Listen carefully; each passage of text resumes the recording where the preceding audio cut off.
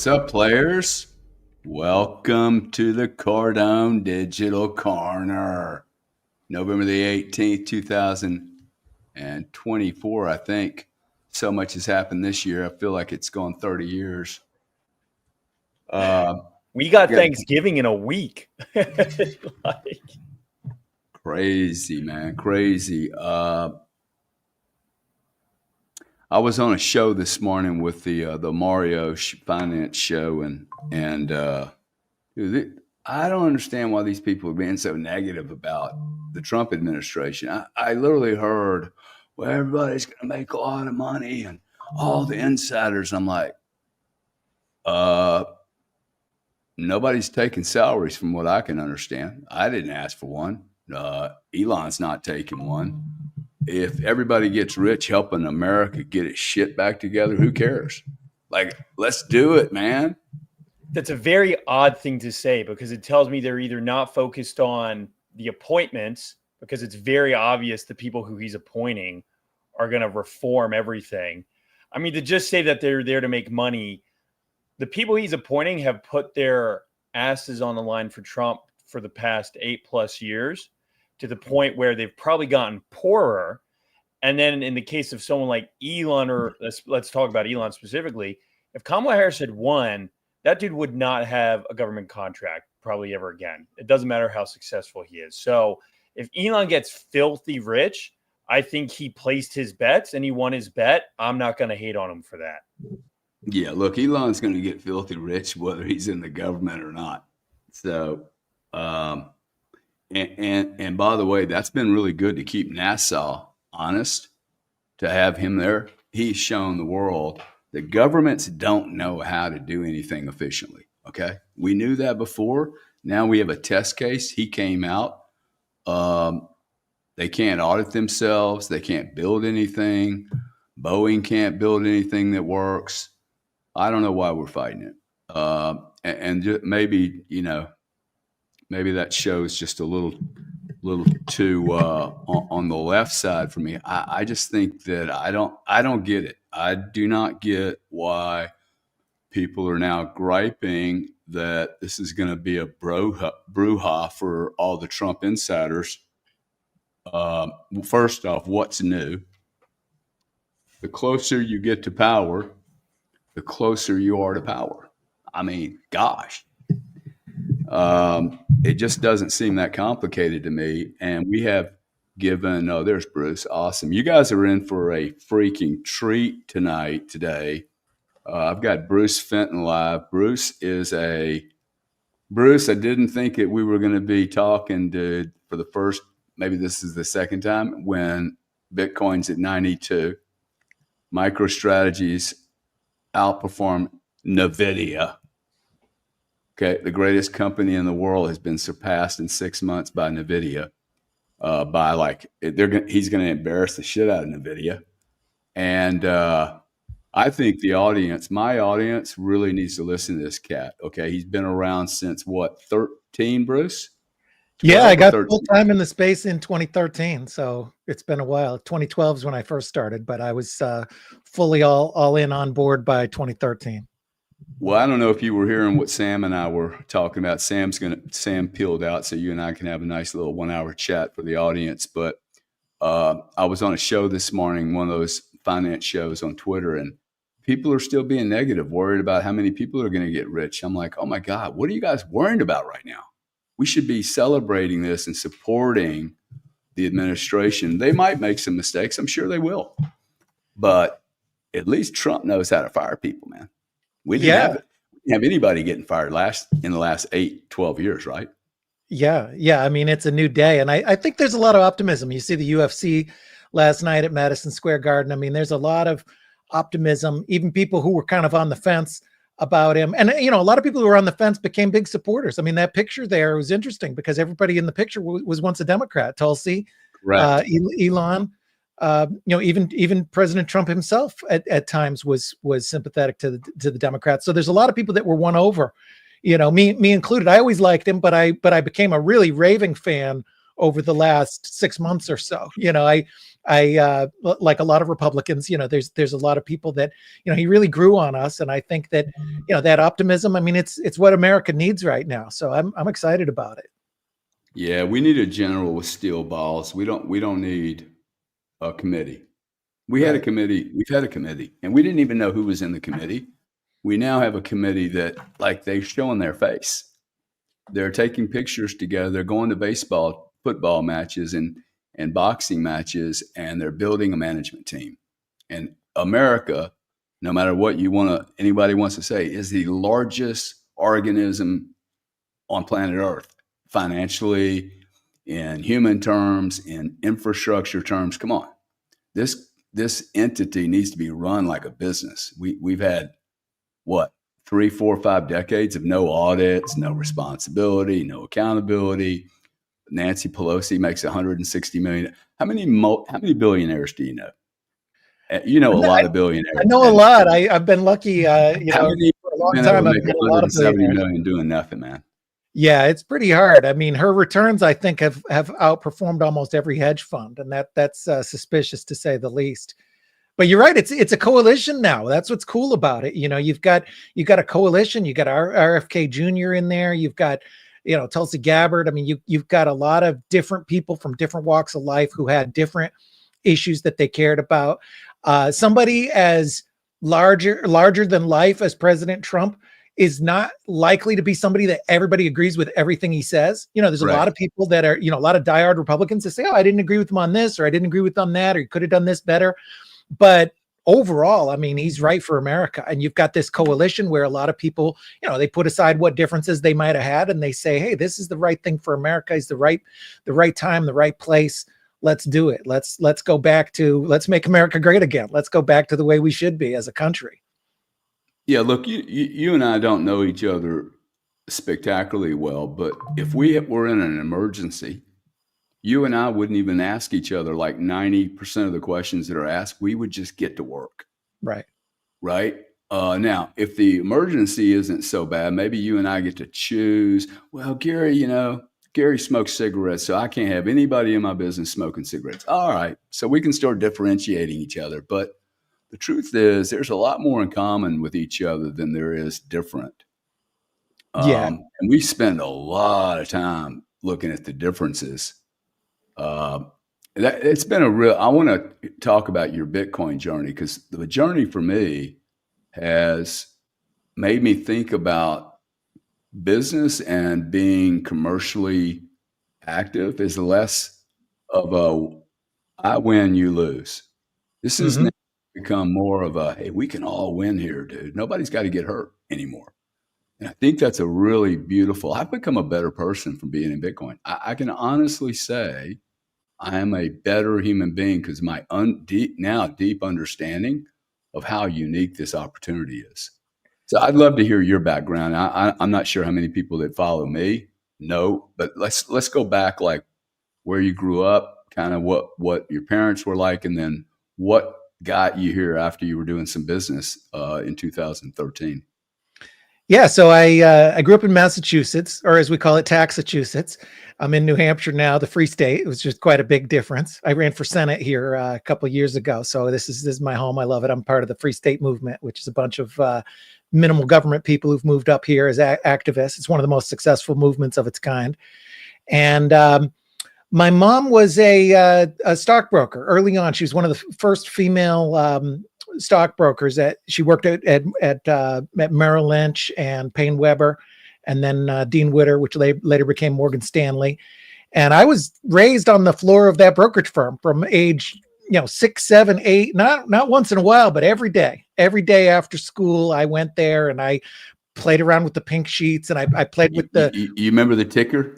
Yeah, oh yeah. Wow. People that are listening don't even know what the ticker is here. It was brokers doing live trades off the ticker, the thing that goes by. Now it's just it's like a visual item now, but it was people really did trades, and the machines that you used were so expensive that most brokers would share them, depending on your seniority. If you're a real big shot, you got your own computer, but usually you shared it with 2 people, sometimes 4 people if you're more junior, and it would have a little swivel thing, and you'd put in your symbol.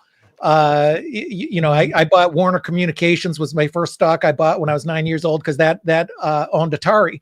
And I said, hey, I like Atari, Mom. Can I buy stock in Atari? And she said, well, yeah, it's owned by Warner Communications. So I bought that, and then she had me buy. She recommended to me that I take the money from that and buy Ma Bell, which later split into like 8 companies, AT&T and Verizon, all these companies that are still around.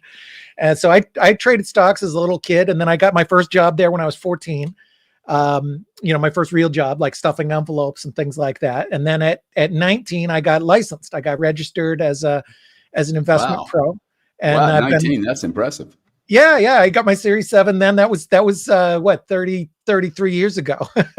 So I'm 52 now. So I've been in the space for, the investment space my whole life, really, not even including when I was 14, 15, 16, but, as a registered professional, 30 years.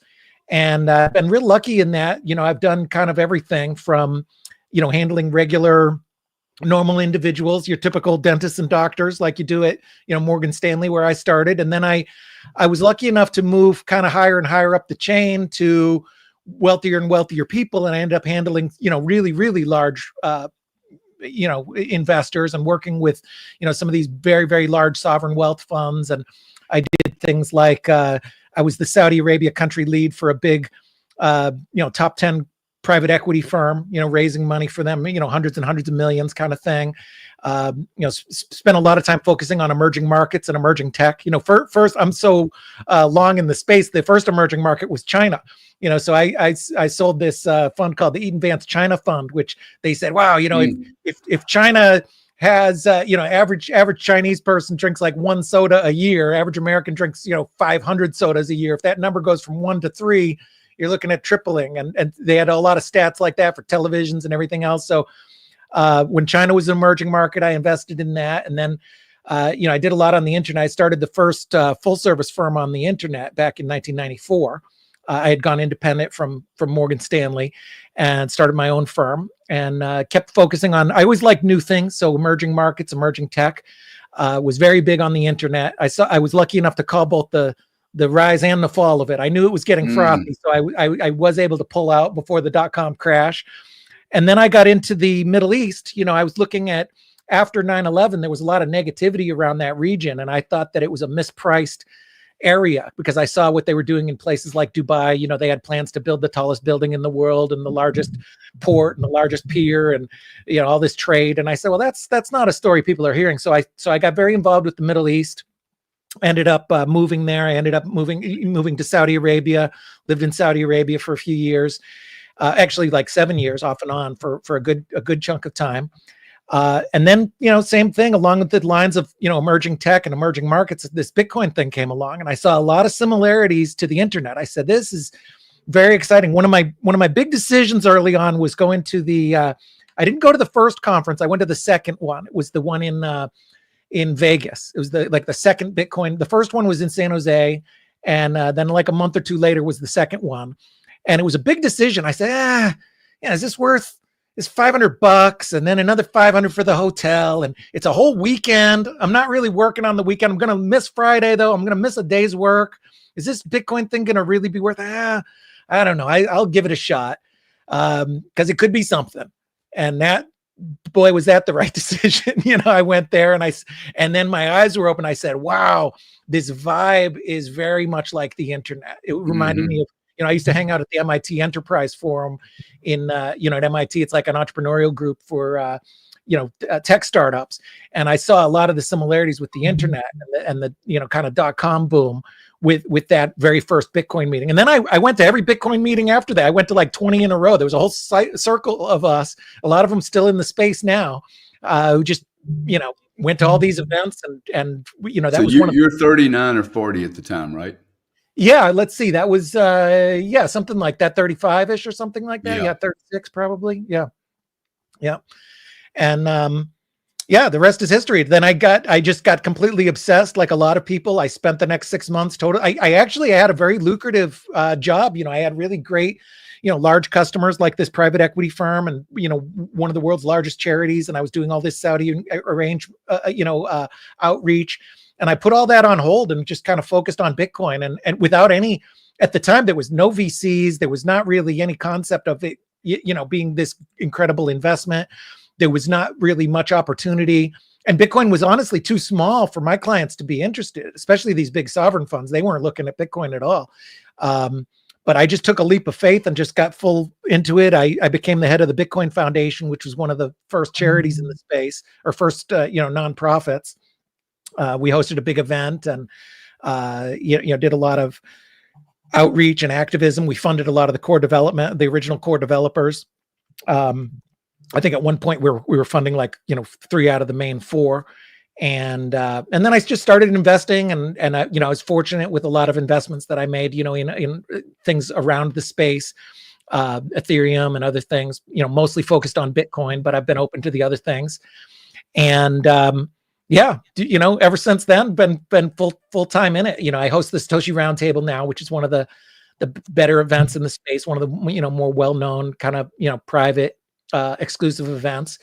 And I've been very fortunate. I clearly don't own enough Bitcoin. I never get an No, invite. you're one day I'll get in. I'll make sure you get your invite today. Yeah, it's coming up in February in I look forward to that, man. I look forward to a non-payment. Like, some of these conferences are so stupid because they're just some mediocre group of people, really. I mean, 20,000 people, you can't possibly get the best of the best. Yeah.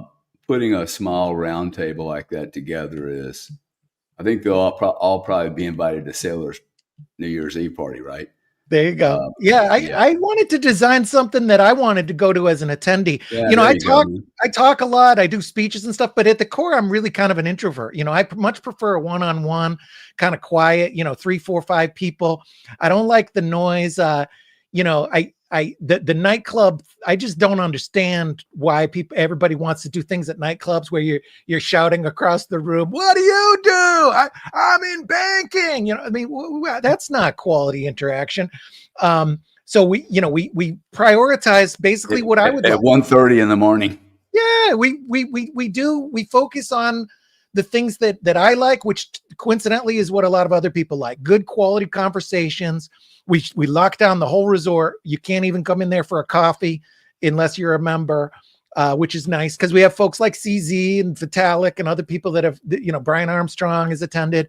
They get pitched a lot. It's harder for them to go to, like you and I saw each other down in Nashville, which is a wonderful conference.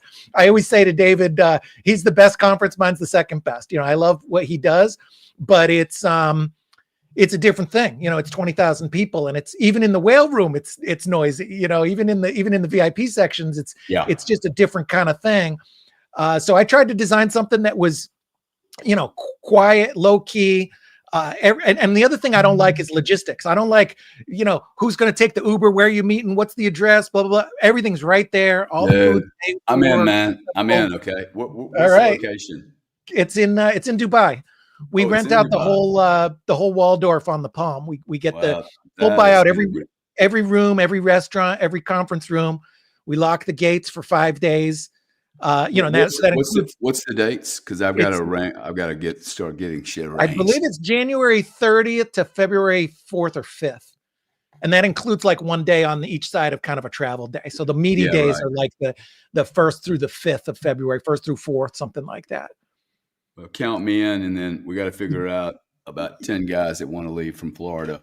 That sounds good. Yeah, there's a lot of people that take their planes and stuff. So there's, people. Somebody wants some help with some fuel, or somebody wants to fly with me, one or the other. But I most certainly don't want to get on a commercial flight to Dubai. Yeah, it's a long flight. You got to have a good plane because it's otherwise you have to stop and refuel. But yeah, we got a number of folks that bring their planes, and it's a good crowd, and good quality conversation. And we do some scholarships too for people. We have different core developers and other people like that. So it's known as being very, kind of expensive. And I don't, that's one thing I don't like about it personally, but we just have to, because it's, you got to buy the whole resort. It's expensive. If I could make it $500, I would, but we try and make it so that if people are on a budget and they really can add a lot of value, we try and make it so they can make it too. And Yeah, it's been fun. You know, it's in its 11th year now, which is like a million years in the crypto world. Wow. Wow. Yeah. Wow. Wow, that's a long time. Yeah, it is. It's one of the older, continuously running events. I think Michael Turpin and a couple others.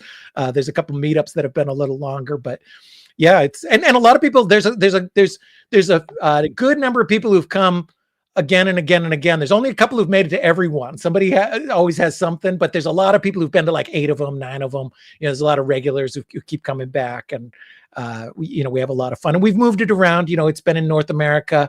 The last couple have been in UAE, which is great because we've had like, a couple sheikhs and ministers, cabinet ministers, and people like that from the area who've come in, and we've had people like Ron Paul and William Shatner, the actor. He came, and we didn't pay him or anything. He's legit interested. He can't called us out of the blue and said he wanted to come. We're like, and I said, William Shatner, Wow. the William Shatner. I didn't even know he liked that stuff, but yeah, he was really neat. And Cynthia Lummis and Premier of Bermuda, a lot of good folks like that. So yeah, it's fun, and I love that area. Like I say, I've been going to the Middle East for a long time, so it was nice to I hosted the very first event in Dubai ever in 2013. I hosted the Dubai Bitcoin Conference, first event ever. And now there's like 4 events a week. It's a whole, there's like 50,000 crypto people in Dubai. So it's kind of neat to see that come full circle. It's neat to be part of that. Yeah, it's interesting. Bitcoin's truly an international product, right? This is truly, even if you've been in other businesses, other industries, you could be in banking and not really have full access to the world. Because you'd be pigeonholed into a spot, JP Morgan. Hey, you're in Canary Wharf. You're going to work on Euro bonds. And even if you were in energy, it's so logistically trapped.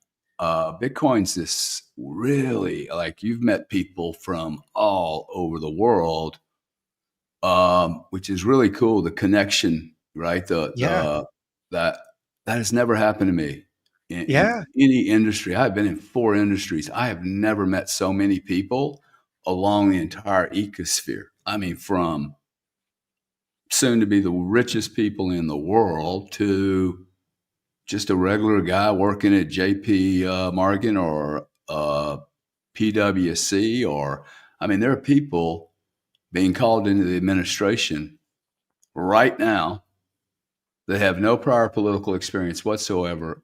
In fact, the only true experience they have, even though they've been in business 30 years, is crypto, digital assets, accounting, finance. The administration is literally going for people that have cutting edge understanding. Not 25 years ago, you're antiquated. If you haven't kept up with the last 5 years, that's what people need, whether you're 18 or 80. And so good on Shatner for staying relevant, right? Yeah. This is my way of switching the conversation, because I'd like to really talk about, you've been around so long. I want to talk about really 2 things. What is the fabric of this industry, how it's changed? Because even 2016 it was a carnival, a circus, which I think is amazing. That's how I finally got through to being really bullish. Wow, you guys got to be $1 trillion with this marketing campaign? This shit is awesome. The product must be spectacular because the marketing is literally talking people out of coming into the industry. I've seen it over and over. I'm on Spaces the other night. I talk, a guy's like, I need to pull the trigger. He's going to pull the trigger on $1 million. And someone from your vintage said, now, you really need to self-custody every penny of that. And I'm like, oh my God, man. Yeah. Let the guy get in at 57 G's, dude. He's going to have a win no matter where he puts it. Yes. Let him get in the door first. My God, you guys do this worse than Coke dealers. At least the Coke dealer throws the shit in the guy's face and says, let's party. Right? You're putting blocks on these people. Tell me how the fabric's changed, man, in your opinion. Yeah, I mean, it is interesting because it is that kind of bottom up, like you mentioned. It's the first revolution of this kind that didn't come from top down, from the big banks and the brokerages and the governments. It came from the people upwards. And I think one of the biggest changes, and one of the things that I'd like to see it go back to, is the real roots, the cypherpunk roots. And I mentioned Dubai, and I love Dubai, but I go to some of the conferences, and no, I don't want to pick on Dubai particularly, but just conferences in general, especially more of the crypto side. The further you go away from Bitcoin, but even the Bitcoin ones to some degree, and a lot of it is about get rich quick. It's all about mechanics of tokens and how to make money, and we've lost some of the original thing, which is what created this industry, which is about the cypherpunk values and about true decentralization and about disintermediating the powers that be, reducing the power of central control. And that's a way to make humanity better. And especially at the root of it, the ultimate killer app of that is Bitcoin. Bitcoin as decentralized money is a very, very revolutionary idea and a very dangerous idea to the establishment. If Bitcoin is money, you can't print it out of thin air to have never-ending wars and for-profit prisons and all kinds of other harmful things that people don't like. You have to you'd have to get people to voluntarily give it to you, or you got to come and take it from them by force, because you can't print it from thin air. And that idea is revolutionary. The idea of reducing the power of central control, to me, is what it's all about, and that's what it should be all about. And that's one of the things I'd like to see go back. I've seen a lot of people get very, very wealthy in this space, and I appreciate those who stick with those principles. And it's harder and harder to find them now because they get drowned out. And a lot of the newer people never even appreciated these things. People came in the last few years, they only came in for the money, and sometimes they've made it or haven't made it. But a lot of them didn't appreciate those sort of ideas. And then that leads to a lot of people talking about compliance regimes and AML, KYC, and all of this other stuff, which isn't what this is all about. What this is for is it's a revolution, and it should be recognized as a revolution. It's something to really, really tear down the old system. And you can't underestimate how bad and broken the old system is. The fiat money system, I believe, I don't use the word evil lightly, but I believe it's evil. And I define evil as great harm and the killing of innocent people. And that's what fiat does. Fiat leads to death and destruction. And almost any bad thing you can name in the world, whatever your political spectrum is, whether it's war or conflict or death or people in for-profit prisons for victimless crimes, even obesity. In Safety's book, he has a chapter called Fiat Food. Even obesity is tied to the fiat system. So you name something bad in the world, and I'll show you how it ties to this broken, very, very deeply evil, wrong system that has a bunch of people in fancy offices paid for by money that they stole from the people, lording over them and deciding what money is and issuing it from thin air to pay for their crony contractor friends. And that's not a moral or ethical system. Bitcoin is a moral and ethical system based on math and truth and code that anybody can read and anybody can participate voluntarily. And that is a radically, radically, radically different thing. And now we're here. Now we're at a stage where Bitcoin really is money, and it really is large enough to be global money. And it's one of the largest global assets. So we're realizing that in some ways, but I think that it's very important to remember these core principles and remember what makes it unique. It's not just some widget that has value because a bunch of nerds say so. It is something that is decentralized and can be verified by every single person who participates and without any central control. And that's a big deal. So that's one of the changes I've seen. We're certainly happy with how things have gone, but I'd like people I want to see more of that, especially for those who've been in the space a long time and have been successful. I urge a lot of my friends to hey, let's go back. You've already made a bunch of money. Let's go back to the cypherpunk roots and really change the world. That's what it's all about. When I first came in here, one of the things I was worried about was immediately got called to suit. You know what I'm talking about, right? I come in here. Oh, absolutely. And most certainly people that own Bitcoin are not free of other human character flaws. Okay, let's be real clear. There's Yes. discrimination, there's hypocrisy, there's insanity, there's, hey, I know everything about Bitcoin, but I know nothing about how the real world works. And I came because I've done this before in other industries that were undergoing something similar. And you walk this tight wire between the new disruption and the old world. Hey, you're criminal. See, I don't really like to say it's criminal. I do think it is absolutely criminal that you print your own money. And it does, there's free cheese in every rat trap. I mean, I think if you offer something free, the FTC should absolutely have audit rights on it. Like, what are you doing? How are you doing that? Because you must be doing something else, because nothing works for free. It's not sustainable. And it's also not sustainable when one of the things I came in, I heard two things. One, it's not about the number go up. Wrong. It is all about the number go up, because the number go up is the metric by which 99% of the world measures everything is through numbers. You and I, however, have learned what value is, and that cannot have a number placed to it. Literally, value has no number. It's a little bit like this concept of EQ. IQ might have a number to it. Does not mean that's a nice human being, man. Right. It doesn't even mean they're going to be rich.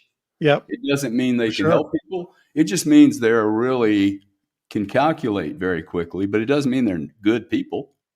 Whereas value, like I have literally gotten to the point through this Bitcoin, like this has been the best education I have ever had in my entire 60 years, dude. I would have paid millions of dollars for this education.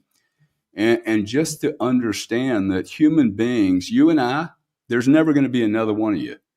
You're the closest thing to Bitcoin I have ever seen. Only one of you. I'm an identical twin. Dude, we're so different, it's stupid. Okay? We're just different. Like, we're different. We're unique sovereigns.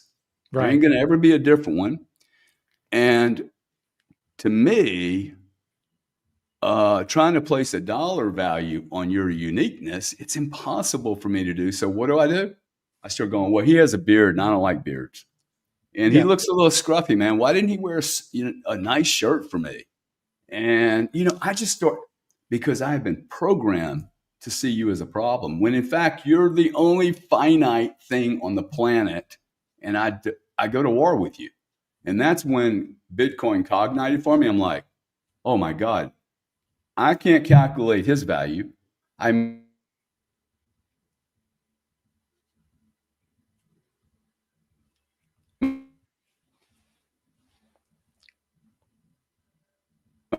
certainly cannot calculate. And it proves to me that human beings are incapable of establishing any value, quantifying value. Do you understand what I'm saying, or is it a little confusing? No, absolutely. I mean, it is a learning experience. You learn a lot about humanity. I mean, the thing that I wouldn't trade my experience. We used to joke a lot when, in the earlier days when it was less sure whether this thing would work. And we said, we're going to do this Toshi roundtable if we have to do it 15 days ago. That was 15 days ago, man. Yeah. No, I mean, it was, it is a different world. I mean, I was very worried about the election and the results, but I don't think it would have killed Bitcoin, but, no, but it wouldn't have supercharged it like this. Even if something had killed Bitcoin, I wouldn't trade the experience that I've had for anything. The friendships that I've made and the learning and the thinking in terms of decentralization and thinking about the world and how it works and a lot of these concepts that you're talking about, kind of rising tide lifts all boats. Socialists don't understand that somebody doesn't have to lose for somebody else to win. They look at a billionaire and they say, well, he must have taken money from somebody. He must have hurt somebody to get that. And that's, you and I know that's not the truth. It's the opposite is true. When billionaires see other billionaires, they say, oh, that person must have done a good job at serving a need by providing a good or service that people wanted. And that's the reality. And we also understand that that you can make something from nothing. You can create value from nothing. You can take $5 or $10 worth of ingredients, and if you're a skilled cake maker, you can make a wedding cake that's worth a couple $100. And even you and I, if we're not a good cook, we could still make a cake that's worth $10 or $20. You could take $5 of ingredients, turn it into $20. We didn't steal somebody to get that value. Same with real estate. You can buy a $200,000 lot and $300,000 worth of lumber at Home Depot, and you can make $1 million house. So that extra 500,000 in growth didn't come from stealing.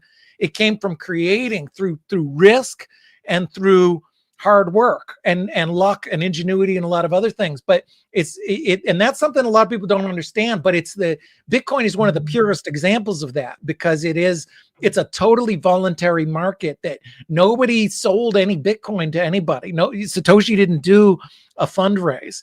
Nobody asked anybody. Everything in this space has been organic. There's been no Goldman Sachs or anybody at the top, no government that has pushed this on people. Everybody who's done it has done it voluntarily, and that they've either done it voluntarily or they've been funded by somebody who voluntarily contributed. And that's really exciting. I mean, that's the ultimate collaborative effort. And what better way to do it than to do it about money and about decentralization? I mean, what a beautiful thing, Yeah,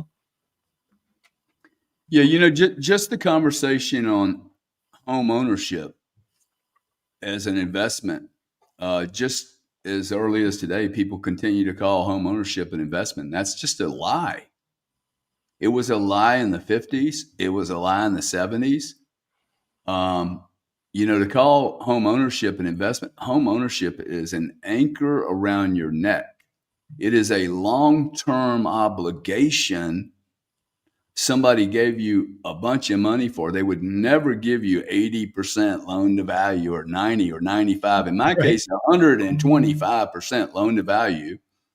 And I'll still tell you, it would have been better for me to take half of that money and put it into Bitcoin and lease a home.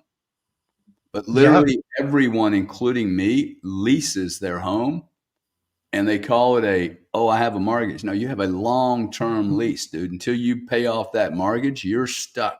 And you have to take care of the house. You have to insure the house. You have to clean the house. You have to put power in it, Wi-Fi, security, cameras, a roof falls apart, a storm shows up. None of that happens in Bitcoin. I can move it anywhere in the world instantly without any problems. In fact, without any devices whatsoever. Yeah, it's amazing. And don't forget taxes too. Even if you're lucky enough to have your place paid off, they get you on the taxes.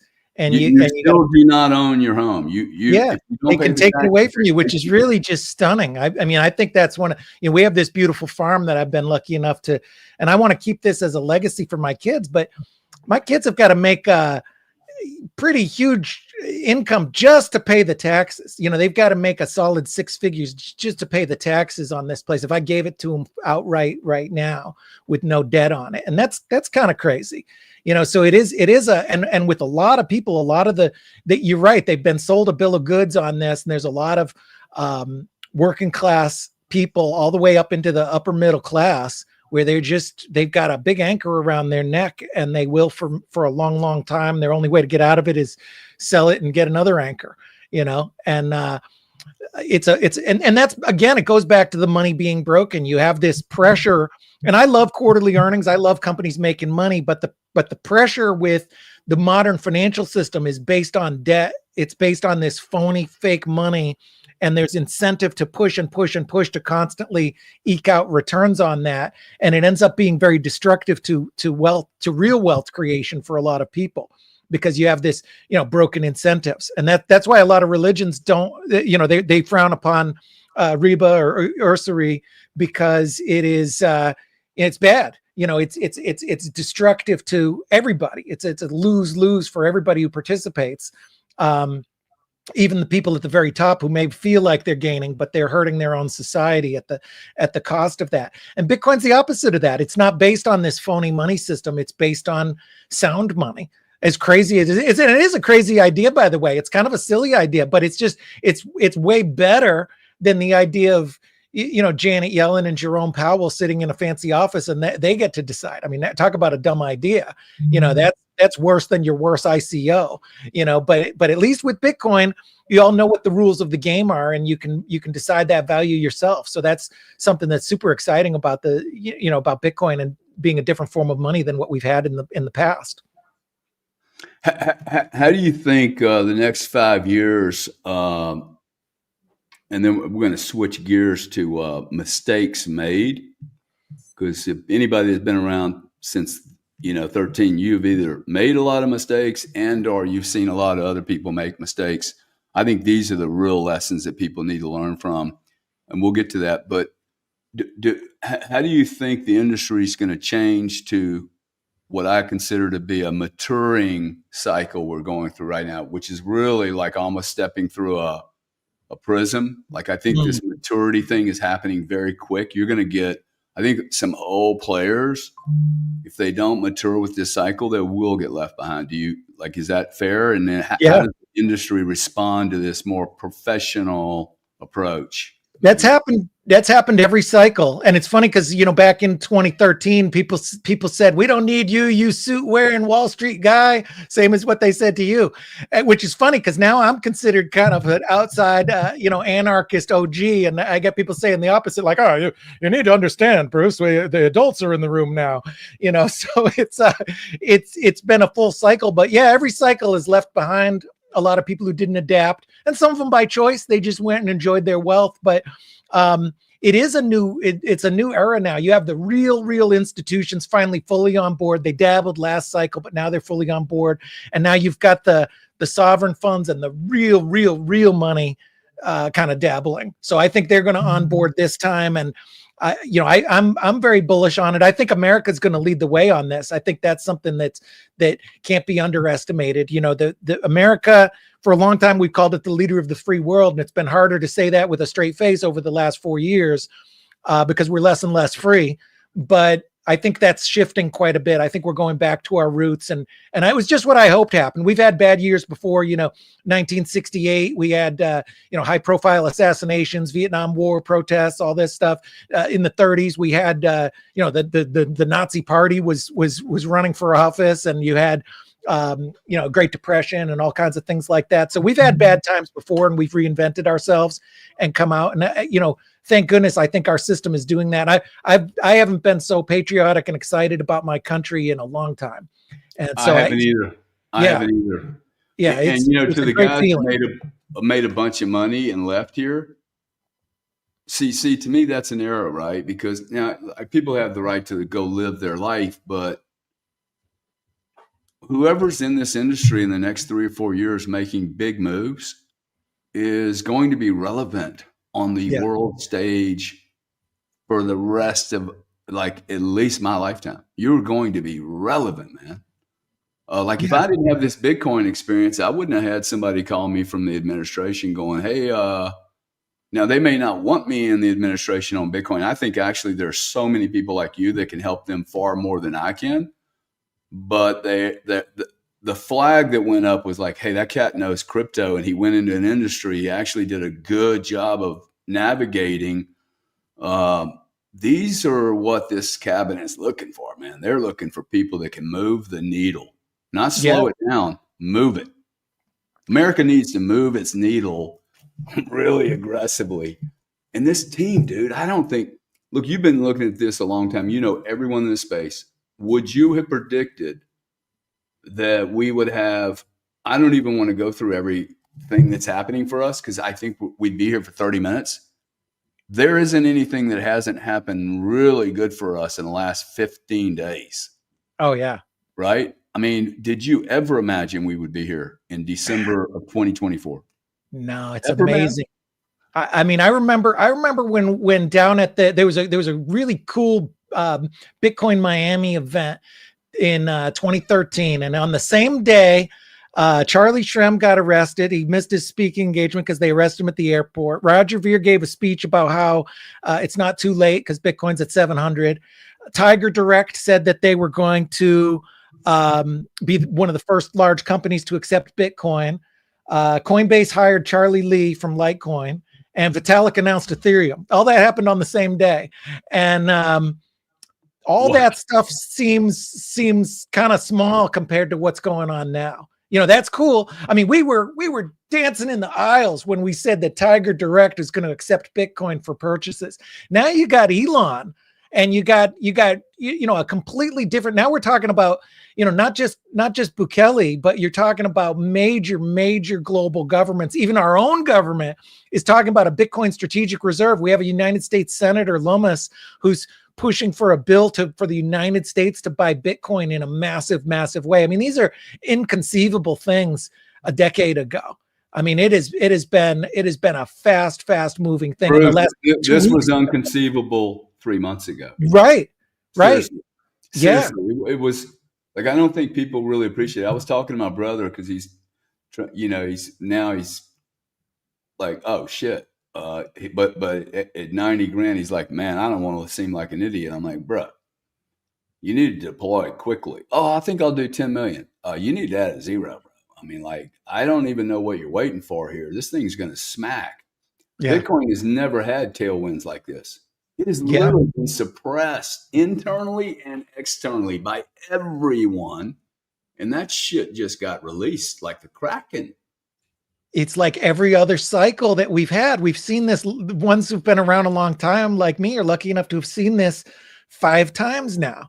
You know, it goes up. This is a different cycle. I gotta say, dude, this is a different cycle. Oh yeah. Well, it's each one is an exponential. It's like a 10x. You know, we see these 10x's on each other again. Yes, and it's a bigger story, and one needs to lead to the other. You need your guys to sell alpaca socks to lead to the Tiger Direct. You need Tiger Direct to lead to Overstock. You need Overstock to lead to the Winklevoss brothers. You need them to lead to the ETF. You need that to make Coinbase a public company, and you need that to bring on Goldman and JP Morgan, and then you need that to bring on the Saylors and the Bukeles. And each cycle, it's like exponential. And now we're in the big boy league. Now we're in the league of people with real money.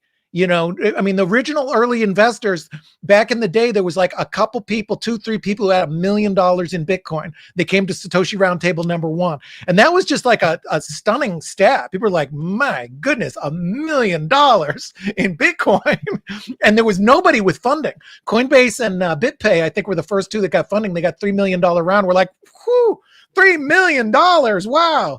You know, now you're talking about, I mean, you know, I have people sometimes they'll send me a message. They'll say, "Is it possible to buy $1 million worth of Bitcoin on OTC?" I'm like, dude, you could buy that like that on any exchange. Like an exchange can absorb 10 million. I remember I was one of the earlier customers of one of the very big exchanges, and I remember, you know, I'd see a trade, and then there'd be another trade. There was 8,000 users at the time. We'd see a trade. A couple minutes later, there's another trade. I go on the order books now, and it's just like, you know, it's a completely different story and much bigger.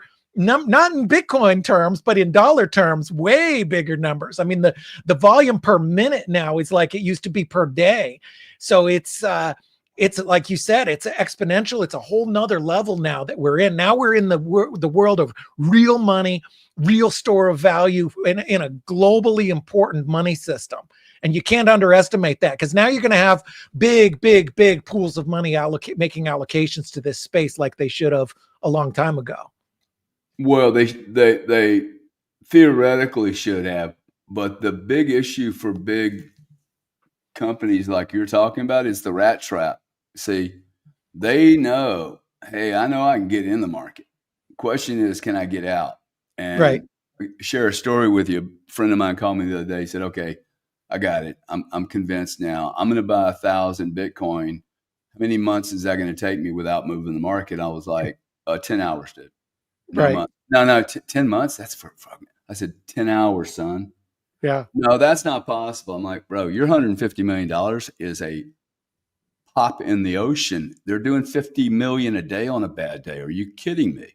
The question for you is, where do you want to buy it? Do you want to buy it through surrogates? Do you want to buy it through a wallet holding? Do you want to buy it on an exchange? I mean, you're not even going to move the market. In fact, I can give you an algorithm for free that ensures you don't. Yeah. Never been available, man. That's never been available. Professional institutional trade buying tools to Yeah. Joe Consumer for free, Nice. right? I mean, a bank would charge you 1.5% to do that little algo. Yeah, and that's the other fun thing about this. There's such competition, even the OTC trade volume, the commissions on OTC has gone way down. God bless my friends, the early OTC traders. They all got so rich.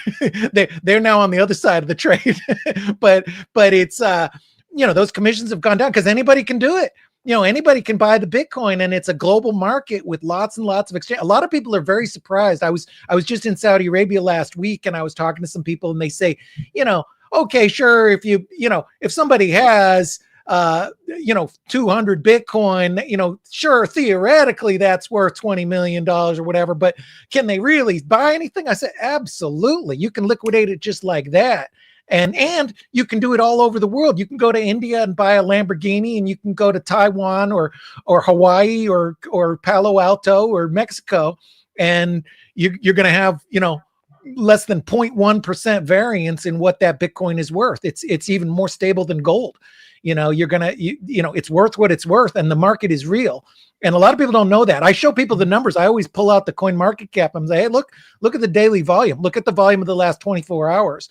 And usually people are quite shocked by that. The outsiders still think of this as some kind of little nerd money, some sort of thinly traded market, but it's not. It's a much, much larger market than most public markets. Yeah. Most certainly it's open 365, 24/7. When you compare that to being able to, like, to me, the way you sell to anyone Bitcoin is like, dude, I'm doing transactions on Saturday when everybody else has their hand on a telephone or an email contacting their bank, and 72 to 86 hours later, the guy may get his money. I just sold $813,000 worth of silver 2 days before the election. I got the money this morning. Wow. Yeah, 15 exactly. days later, dude. What did that cost me? Because I could have bought Bitcoin at 60,000. Now it's 90. 15 days, dude. It's 10 Bitcoin, man. Yeah. Okay. And I just dropped, what is that? 300 grand on the table. Yep. Yeah. That happens all the time. Legacy, traditional bullshit plumbing, everything's slow, need an email. And you know that everybody around me is like, I'll just drag it out another day because they're making 100 basis points on nothing. They sure are. They're making 100 basis points on $1 million for just like delaying. Yeah. See, that's the problem. The incentives are so fucked up. The way people make the money, it's literally they're paid for more friction. It's starting to dawn on everyone that, like, the world has been basically cost plus to Visa, MasterCard. They can't lose. And, you made a comment, you like quarterly earnings. I think Bitcoin actually makes the analysts stop judging companies on a 90-day cycle. You can't build a real company on a 90-day cycle. Exactly. That would be like looking at Bitcoin going, I have to unwind my position in 90 days because the trade's gone bad. Like, no, you need to be adding, dude. It makes people think in terms of real money. You watch the old the old movies, my wife, Lord Frumpety Pants, the old English shows, the Darcys and the Downton Abbey, these kind of things. And you'll notice they always measured their wealth in real wealth. They say, Lord Cardone is worth 7,000 pounds. And when they said pounds, they meant real gold coins sitting in a desk behind you. You look at it now, we're getting into that season where we're watching the Charles Dickens again, Uncle Scrooge, same kind of thing. The money was real wealth that they physically had, real pounds that were backed by real gold, and they literally had it, whether it was Ibn Saud in Saudi Arabia or the lords in England. They had a physical chest with the real money. And this phony fiat money system has made us forget that, and it's broken that. So everybody's focused on this nonsensical shiny object rather than looking at here's what real money is. And now the smart companies, our company and Michael Saylor's company and a lot of others, they measure their wealth in Bitcoin. I measure our company's wealth in like, okay, how much are we really making? I don't care about the shiny object and what the quarterly number says. I care about what my Bitcoin stack is. Can my company end up with more Bitcoin this year than it had last year? Because that is and should be the measure of real wealth. And if you measure things in fiat, it's all phony anyway. So whether you're an individual or a company, I think that Bitcoin represents a return to that sound money, just like they had, 200 years ago on these Masterpiece Theater type television programs where, people had real money. They had sound money back then. They had land, they had assets, and they had a big pile of gold. And that's the way it should be now, only it's digital gold. Let's switch to mistakes. I think it's obligatory for any whale, any old timer, OG that's been around more than say 6-7 years. In fact, if you've been here one day and you made a mistake, I think it's good to share it. I really abhor people and they're all over spaces. How about the lows? I sold the highs. I bought stock. I did covered calls. I'm a freaking genius. I don't care. What I want to know is, like when I first came here, Bruce, and I think you and I had a conversation a year and a half ago, like, hey, you don't know me. I'm just introducing myself. Can you do me one favor? Keep me away from the bad people. Because I don't know who the bad people are in this industry, but it's the most difficult thing because some of these people really talk like they know their shit. Other than the people, what mistakes, man, have you made or you've seen other people make? Let's just go down the list of horrific stories because this is going to get repeated over and over again unless we talk about it. Yeah, there's a lot of them. I mean, people is one thing. You want to avoid your trust in people. Trust but verify. Try and put yourself in a situation where, I mean, a lot of I think very, very adversarially. I try and say, okay, I don't know if this person's a bad actor or not, but I want to set myself up in a situation that even if they are, it's not going to hurt me. So you don't want to put too much trust in people. I love people, so I like to trust them when possible, but I just don't want to put them in a situation where they can burn me if I'm wrong. Because there's a lot of people, and some very high profile ones that a lot of people didn't predict.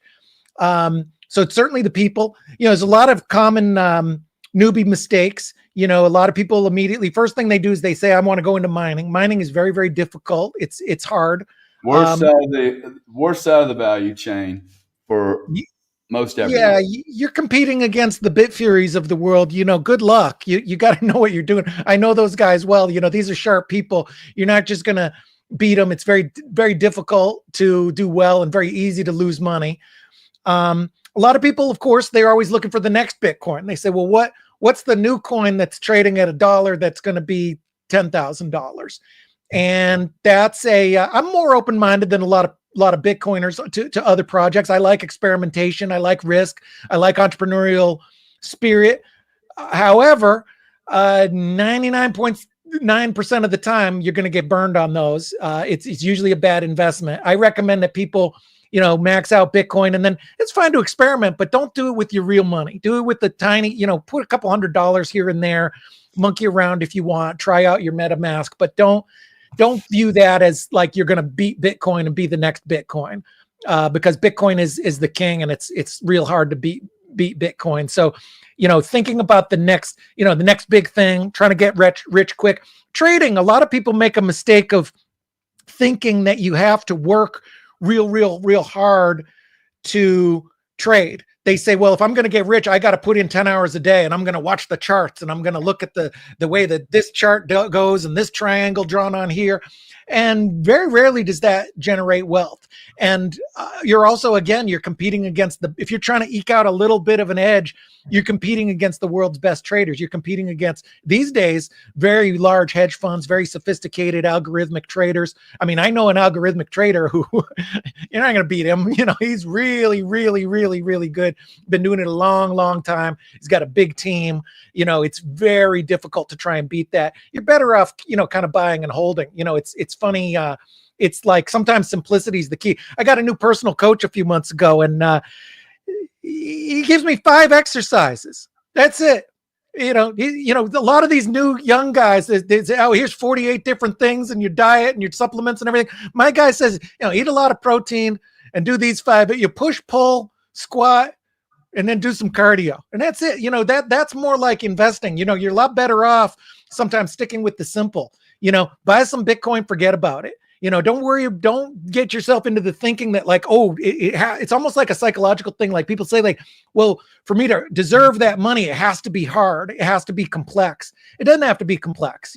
Sometimes just you'd be better. I mean, me, even if I would have just held my original stack, I'd have more Bitcoin than I have now. And I could have let's talk about that mistake. What happened? Well, what happened? Probably the worst trade with very, very first time, when I first bought Bitcoin and it went from 100 to 30, I sold half my Bitcoin back, like the very first trade I did. And now, I don't even know. It was so much. I don't even know how much it was because it was so early. I didn't think in terms of Bitcoin terms. I thought in terms of dollars. And I learned little by little, definitely along the lines of that is recognize, how many Bitcoin was that, Bruce? Do you remember? It was a lot. It was, there's been a lot of different decisions that I've made where, and all of the OGs have stories where we look back and say, oh, I did this startup That's why, see, this is why I'm asking. I would like to write a book. Like I'd like to do a book on, hey, let's go check every OG. Because this is like when you meet, like I'll bet you left $1 billion on the table, dude. Yeah, he did. See, to me, that's like, you did what, dude? You have the ability to make, see, this is how I got Grant's attention. I brought him to Sailor and I said, bro, you're 66 years old. You have a $4 billion fund. Do you want it to be 40 billion in 5 years? Because the only way for it to become 40 billion is for you to get your nose out of the shit that you're doing and look at something else that's actually working for other people. This guy was making 70 million a year 4 years ago. Yeah. I don't know if you want to supercharge, like to me, if you're a billionaire and you're 50 years old or 60 or 70 and you want to go play golf, you don't need to look at Bitcoin. Bitcoin's not going to hurt you. It's not going to help you. But if you want to like change the entire free world, like there's 2,516 billionaires, I'm quite certain 10 of them will buy $10 billion worth of Bitcoin. Oh, yeah. Each. You got to think in terms of Bitcoin terms. There's a tweet somewhere on my Twitter. I was trying to sell my house back in Massachusetts. And the first time I tried to sell, I say, here, I'm selling my house, 2,200 Bitcoin. And then a year later, I say, okay, now I'm selling my house, 1,000 Bitcoin. And now that house, you could buy that house for, I don't know, 20 Bitcoin. And, my son, a lot of the OGs know my son, he used to sell these coffee mugs. In fact, there's one back there. He used to sell these coffee mugs. They were 0.1 Bitcoin at one point, because it's 12 bucks when Bitcoin was 100. And so he had a nice little stack and he was a little kid and he bought a Harry Potter wand and he bought a sword and he bought a keyboard. And that keyboard was like, I don't know, $1,000 or something, but it was 0.3 Bitcoin. And that he remembers that to this day. That was the last thing he ever bought. He kept his stack after that because that keyboard, a few months later, it became a $3,000 keyboard, and now it's a whatever 15,000. He looks at that keyboard and he says, "Yep, that's 0.3 Bitcoin. I could have had. Now it's $30,000. Now he could be buying himself a nice little car." And that was a very valuable lesson. It's a great lesson for him because he never touched that stack. And I think a lot of us are like that. I had a lot of startups. I'd throw 50 Bitcoin, and the startup goes out of business. Sometimes they did well, and I got the money back, but. It's as time goes on, you say, man, I wish I would have kept that 50 Bitcoin, because now it's real money.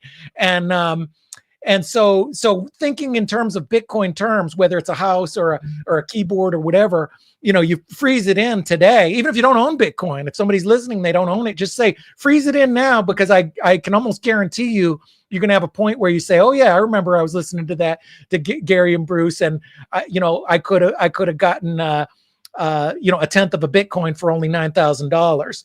And at some point that's going to be, 90,000 or 100,000. I mean, I'm very convinced Bitcoin's going to be $1 million asset per coin for sure.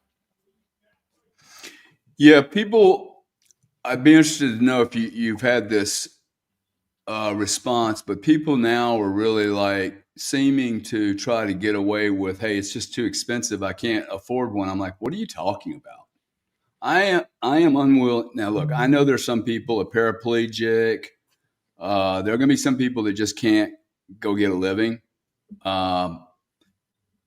If I told you that I was going to, that your house was going to fall apart or your wife was going to have a bad accident, if you didn't make $100,000 in the next 10 days, do you think you can't sell anything you have. You got to go make a new $100,000, 10,000, 50. Do you think you could go produce 100 grand tomorrow? Oh yeah. In a week? Totally. Yeah. I don't know. Do you know anybody working 80-hour weeks? Not too many. That complains about not being able to buy Bitcoin. Right. Yeah. The more you work, the more you'll be able to do that. And you think about like your positive attitude. There's been a lot of I've been lucky enough where every time there was times where it's like, man, if I just had 10 grand, and then I reach another point where it's like, then 10 grand becomes easy to make. And then you move to the next level and the next level, and there are opportunities out there. I think for sure if I had to just start from scratch and just had to make money just with pure hustle and without anything, I mean, you can do it. And if you think bigger, you can do bigger deals. There's a lot of ways to put things together. And if you think like your future depends on it, where there's a will, there's a way. There's a lot of ways to make money out there that people can take advantage of for sure. Yeah, I mean, just like I just hear this all the time, and I'm like, gosh, you go to work every day, and you probably hate your job. Look at your screen time. What a great feature that is to have your screen time on this thing. I mean, it's. Yeah. I bet you pretty much everybody knows that their screen time is higher than it should be. Everybody, and then you look at it and you say, well, what am I doing What am I doing with that screen time? Am I really being as productive as I can be with, 3 hours is low these days. A lot of people, it's 5, 6, 8 hours. And I've had periods. I removed Twitter from my regular phone because I was using it too much. So I put it on a different phone. I got to come over here and grab a separate phone in my office just to use it. And I don't bring that to my house. So, and I long ago I deleted TikTok and things like that because you get sucked in. You say, oh, I'm just at the doctor's office. I'm just waiting. Sure, I can buzz through TikTok, and then it becomes a habit, and all of a sudden you're using it, 45 minutes a day. There's a lot of time out there. You look at your Netflix time and your screen time, and just like, what are you doing? What are you hustling for? There's a way out there, and everybody should just grab what they can because it's a finite asset. We're all competing against these sovereigns now. They're not printing any more of it. You have an unlimited asset of fiat versus this limited supply asset of Bitcoin. That's the first time it's happened before. And you got people like Michael Saylor doing a speculative attack on the unlimited asset. And, you got to grab some before. It's not going to be gone, but it's going to be harder and harder to get. Bruce, let's talk about that a little bit. Since how's your time? If you're running out of time, let me know. I got to go in a couple more minutes, but because I got another call. But any other mistakes that are, hey, you guys do not need to repeat a mistake that's already been made. I think people that learn from others are smarter than the people that make the mistakes. So, anything else on the mistakes front? Yeah, I mean, what you just said is actually a really good point, is being coachable and understanding that. I'm stunned at the people who are not coachable. I mean, there's so many people. I mean, the number of people that I give advice to, and I don't even bother, but the number of people that I could go right downtown in my town and talk to a group of parents and try and give them advice.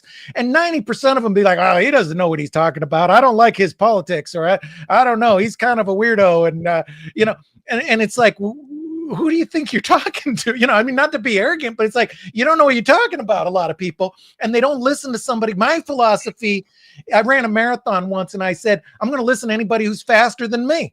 And that's my philosophy. Why would you listen to somebody that doesn't have more money than you do or more success? I don't get that, man. Yeah. If somebody is the dumbest thing I've ever seen. Yeah. It's the weirdest thing. The number of people that will arrogantly go on the Reddits and the YouTube and the Twitter and talk about, well, you don't understand about money, or here's how it works, or here's why my situation is different. They won't listen.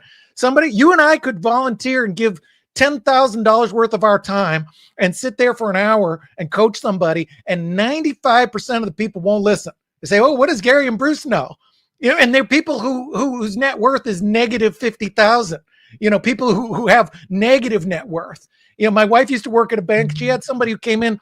They had so much debt they couldn't get a debt consolidation loan. They had $700,000 in debt. And these people, I've dealt with these people a lot. I don't usually give advice. If they ask, I give advice, but I don't usually give it unsolicited. But the number of people that are uncoachable is a big thing. So, step one is be coachable. If you're broke, listen to people who aren't broke. If you're in the middle and you want to be rich, listen to people who are rich. If you're rich, you want to be real rich, listen to, really rich people.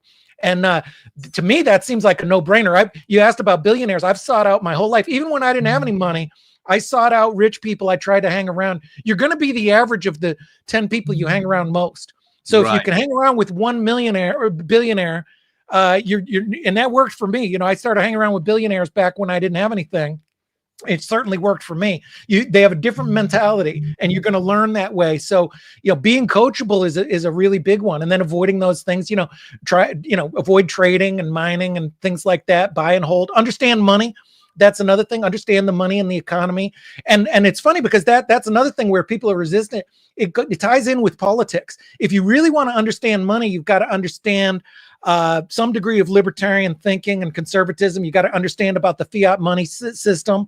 And a lot of people, because they're socialist leaning or they're on the left, they say, oh, well, okay, fine. You know about money, but I'm not going to listen to you about the economy. Well, you're missing half the battle then, and you're not understanding money. If you truly understand money, you got to understand these things. And it's funny, the number of arrogant socialists who think they understand this stuff. And it's like, well, that's probably why you're broke, because you just have a fundamental lack of understanding about everything and the way that the world works. So, having some humility is important as well. I love the humility part because I see this arrogance as the block.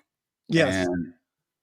And like they're trying to protect something. Bitcoin is extremely easy to understand. It's all the other shit that I've been thinking I understood that I have to confront. Oh, wow, this is not anywhere near what I thought it was. Right. This isn't even, I'm living in a made up Monopoly game and I'm just figuring it out. And that's what happens. I think people are like, well, I'm not really in a, yeah, dude, you're just a little piece that's been moved around and you think you're actually doing shit. And the more people think they know, the harder it is. The worst thing you could have is a PhD in economics from a lefty university, because then you've spent 9 years. You got to unlearn 9 years worth of stuff. It's easier to teach a sixth grader Bitcoin than to teach a Berkeley PhD Bitcoin. And to this day, that's why there's high profile people that have just never gotten it, because they're just down a tunnel vision. So they haven't been open minded to that there's something new and that maybe everything they were taught was wrong. So look, there's a couple thousand people listening to you right now. What's your last parting advice, information, philosophical viewpoint, not advice? You're not giving financial advice or any other kind of advice. You got anything to leave the people for this next, what do we got, 6 weeks left of this year? Yeah, watch out for fear and greed. Be selective, be patient, do your homework, be positive, hang around with positive people. And learn. And the world is full of opportunity. I've been dead broke before. I've had periods. My dad was homeless at one point. My wife was a waitress. I get it, no matter where you're coming from. But the world is full of opportunity. There is wealth out there just for the taking, just for the asking. And don't let anybody tell you otherwise, because if they're telling you otherwise, they're probably broke. Chris, how do you define wealth? Because I don't think it's, I don't think it's just money, right? Wealth, you're right. Wealth is, in my opinion, wealth is freedom. It's freedom. It's freedom and the ability to do what you want and pursue your own worthwhile goals. And whether that's doing poetry in a cabin, or whether that's having a castle, whatever your goal is, and making Hollywood movies, whatever your personal idea of, and also, in line with that. And I think the more wisdom you have, the older people get, they realize that family is key to that. There's no price on having children. And again, if you're young, have kids, get a plan for having a family, because I'm telling you, you're not going to regret that. If you have a family and you have stability and you have kids, that's going to be more valuable than any amount of Bitcoin that you can ever have. But having that financial freedom and having that ability to pursue your own worthwhile goals, to me, that's what wealth is. And that's worth pursuing, and everybody deserves that. You deserve your fair share in the world. The world's a hard place. Humanity is tough. Being a human is pain. Everybody is going to face death. Everybody's going to face the death of loved ones and all kinds of hardship in their life. Doesn't matter whether you're a billionaire or whether you're one of the global poor from Senegal. You're gonna face either your own death or the death of loved ones, and you're going to face horrible things, and you're going to have this life of pain. But there's also beauty in that. There's beauty in the world. There's beauty in humanity. There's art. There's creative pursuits. There's so many books you can read and entertainment that you can pursue, and you can hone your body and your skills, and you can find love no matter what age you are. You can find people that love you, and you can build a family of some sort, and you can have a fulfilled life. And it's worth it, and you deserve that. You deserve that no matter what your situation is. You deserve that, and you can have that. Yeah, I love the way you define that, because I define wealth as the ability or freedom, the ability to say yes and no to anything. I like it. That to me is really a valuable non-imprisonment formula. Dude, thank you so much for being here. Really appreciate you. I'll most certainly see you, I'm sure, pretty soon, probably before the end of the year. I have a feeling we'll be at a party together, and then I'll come to the round table for sure. Thanks, Bruce. Absolutely, my where friend. do people follow you, Bruce? On BruceFenton.com on Twitter is good, and that's got a link to my website and everything. So yeah, Twitter's a good one. Awesome. And you guys follow Bruce. You. He's an OG whale, man. He's a player. Thank you. We'll do this again sometime. Thank you so much for having me. Call on me anytime you need any help, man. All right, my friend. Have a good one. Thanks. Thank you.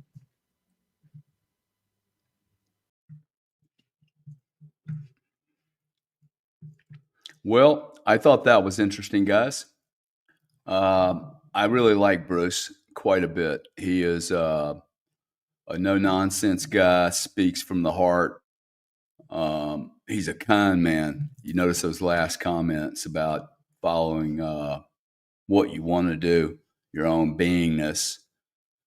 Appreciate you guys all being here. As you know, Sam's gone off to pursue his political career, which is really, really exciting for him. I think hopefully he's going to get a position in the new administration. If you're a politician and you can help in any way, please reach out to me, because he's a good kid, a good young man. I shouldn't call him a kid. Let's go through some of these comments, guys. Exit left me a bunch of comments saying, I just want my asset to perform so I have more assets through earned interest. A lot of comments there. I'm going to go through. Thank you for being here, by the way, Exit. Knoxville, good to see you, buddy. OG Back Road Crypto Bootleg. Thank you for being here. Stacy Lewis says, hi, humans. Josh Bryant, an unbelievable follower. Thank you so much, Josh. You're awesome, buddy. Good morning to everyone. He says, Coin Hunt X says, what up, guys? Randy Abgett. If you guys don't like me reading all these comments, let me know. Randy Abbott says, hey, good morning, Gary and Sam. Jeremy Zish, sup, fellas? Stacy Lewis says, NASA uses Tesla equipment, and so does the military. Let's see, Monster and MSTX are killing it for Randy Abbott. These guys are getting so rich, they're going to probably come buy my house. Let's see. We got Jonathan Sawyer in the house. Christopher Clark says, shouldn't politics become poor and distribute money back to citizens? Is that not how wealth works? No, it's not how the wealth works. And that's just the way it is. Fibaswamy, I was in the pits with actual live human beings. Yeah, the trading pits. What else we got? We got Stacy Lewis with lots of comments. Good morning, Stacy. Christopher Clark. Who else we got here? Man, we got people making lots. Caesar, Alcazar. There won't be too great of a challenge around this, Bruce. Greed and corruption are used through the economic means. A lot of people like Bruce being on the show. That's awesome. King Daniel says, this guy, Bruce, is brilliant, well-spoken. Awesome. I'll make sure he knows. Josh Brown says, my conference in America is back for sure. If anybody's going to Dallas this week, let me know. I'll be in Dallas at the Coinbase professional event. I don't really know what it is, but there are a lot of big speakers, megalodons and Bitcoin are speaking in Dallas. If you haven't, by the way, if you have not looked at the video that the MicroStrategy did last Thursday in Miami at the Cantor Fitzgerald conference in Aventura, I think it was somewhere down South Beach. You have to listen to it. Okay, it's a monster. It is an absolute monster of a presentation. Buck 52,000 says Trump is going to add to the money supply. Buckle up. Anybody that's going to be in office is going to add to the money supply, my friends. It's morphine that's in the system. The system needs the morphine until we can give it some other narcotic, some other thing to bridge from being completely junked out and addicted. You either restructure the entire system and reset, or you blend in this Bitcoin strategy and hope you thread the freaking needle. Even Bitcoin is going to be threading a bloody needle of colossal proportions. Now, having said that, who would have thought you could have caught a freaking space rocket booster with chopsticks? So maybe we're at a different time, different era, and we can actually do things we couldn't do before because we are the dark group. That's right. I think dark MAGA, I got to tell you, dark Gothic MAGA Bitcoin, dark MAGA Gothic Bitcoin, it's just got a ring to it. Let's see, dark, what does that make? Dark MAGA Gothic Bitcoin. Yeah, we need to move the words around so we can dig Bitcoin or something. Gucci Man says, thanks, Gary. Very insightful. I'm about to DM you. Please give me your feedback. I'm just getting a lot of DM, guys. So look, just understand it's hard for me to respond to every DM. The other thing is I'm having a lot of people ask me for advice. I don't really give advice. But I have an awful lot of people on these shows. And if you can just listen into the shows and figure out what allocation you should have, I will tell you that if you're looking at Bitcoin, people start looking around for cash. I would look at what you already have invested. I would look at my equities. For instance, my sister had $300,000 in Altria she's had for 10 years, a tobacco stock, maybe 15 years, because her mom told her to do it. It pays a 4% dividend. She's like, oh, I get my 4% dividend, and it's great. Yeah, the stock's done this. Okay. I got her into the Bitcoin 5-6 months ago, and basically said, look, you're 75. You're going to give all your money to my kids anyway. Move the damn stuff out of tobacco. You don't even smoke anymore. And I'll guarantee you the shitty return on Altria over the last 5 years, and I'll give you the 4% if Bitcoin doesn't make up for it. And why wouldn't I do that? My kids are going to get it anyway. I don't want them getting Altria stock. I want them getting Bitcoin, and the Bitcoin will go up 4, 5, 6, 7x. And for me to just say, hey, I'll pay you the 4% per year, I got an extra 5 or 6 Bitcoin. I mean, go to your family, man. If they have investments that are crap, offer them something better. Now you got to really know what you're doing. If you're sitting in a 401k and you're making 2% a year, I'm gonna move it, dude. Put it into MicroStrategy, put it into Bitcoin, put it into Bitcoin surrogate, an ETF. If you have a house, I sold a $2.5 million house, discounted it $300,000 to sell it, bought $66,000 Bitcoin, watched Bitcoin go down to 57,000, people laughing at me. And no one is laughing at me right now because the $2.5 million bought 36 Bitcoin at 66. What's 36 Bitcoin at 90?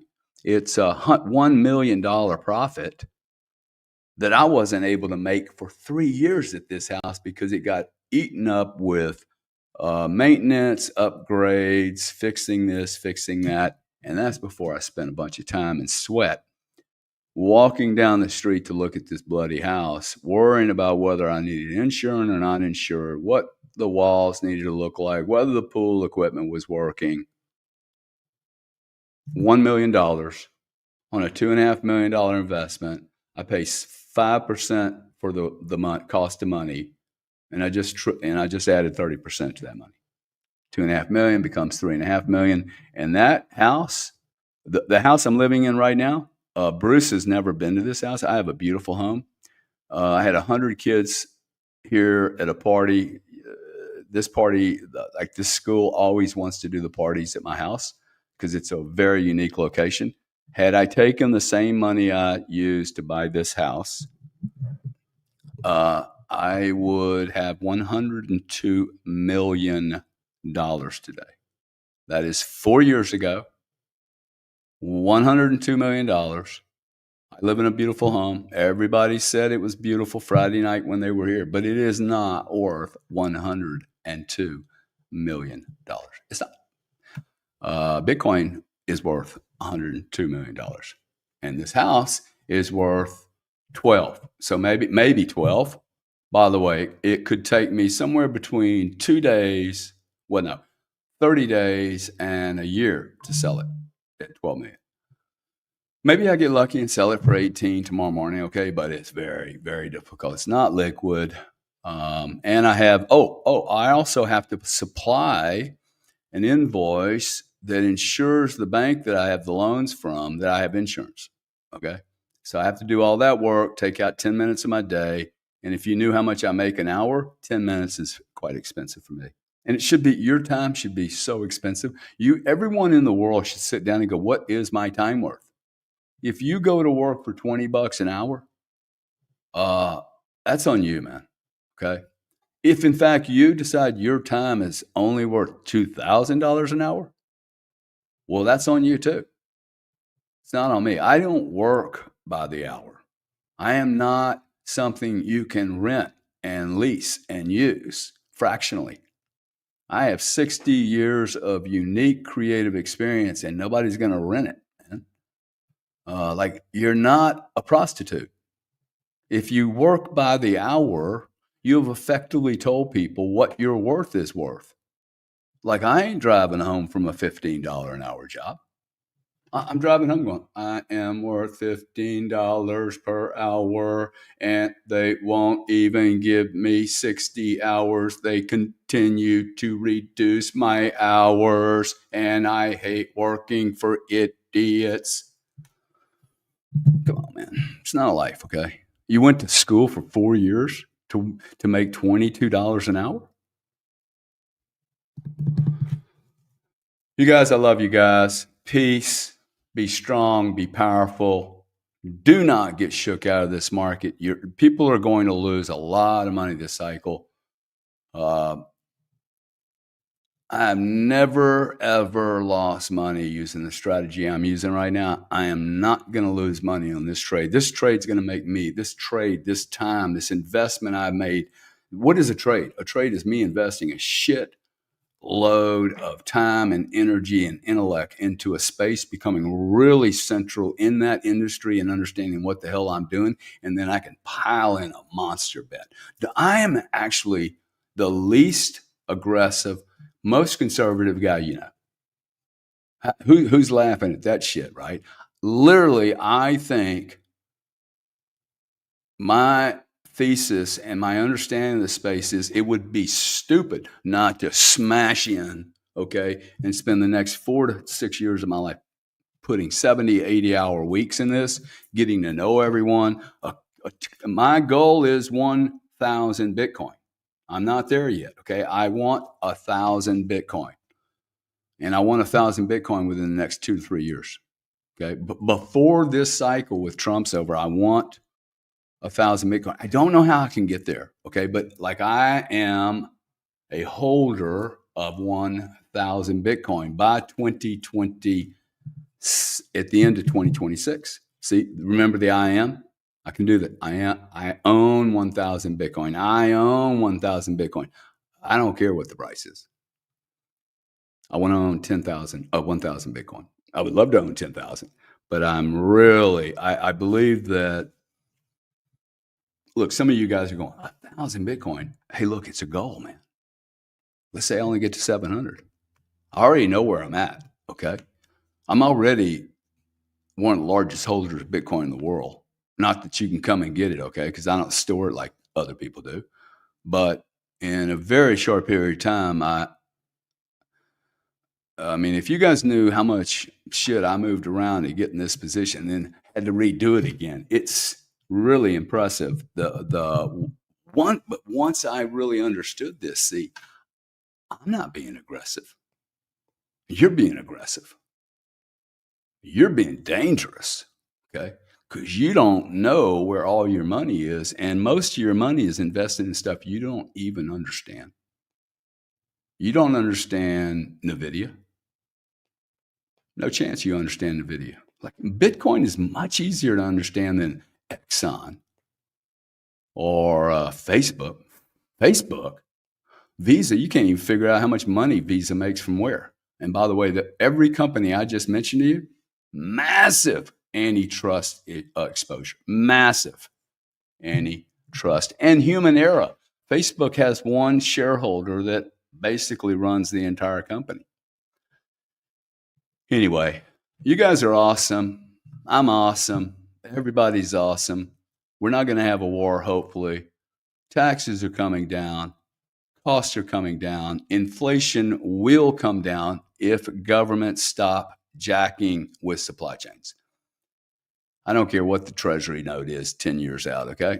We're going to win this game. People with a good heart, good intentions are going to win. This is a moment in time that I think we are all going to, they're going to write about this for 100 years from now. And we're all living through it. So let's live through it. Let's experience it together. Let's learn and share your mistakes with people. Okay, guys, share your mistakes. You won't repeat that mistake if you share that you made it, and other people may be able to not suffer from the same bloody mistake. So let's go out there. One job is to do your IMs. Another job, I lied to you, is to go out and be nice to somebody. There's 2,429 people in this room. Imagine if 2,429 people actually did something nice for each other, or just one other person. We have doubled the impact of positivity on the planet. For sure, 2,500 people, 2,400 people do something nice for 2,400 people. You make 2,400 people smile. We have 4,800 people who are smiling. How can that possibly be a bad thing? Thank you, guys. Appreciate you. Stay long and know when you're wrong.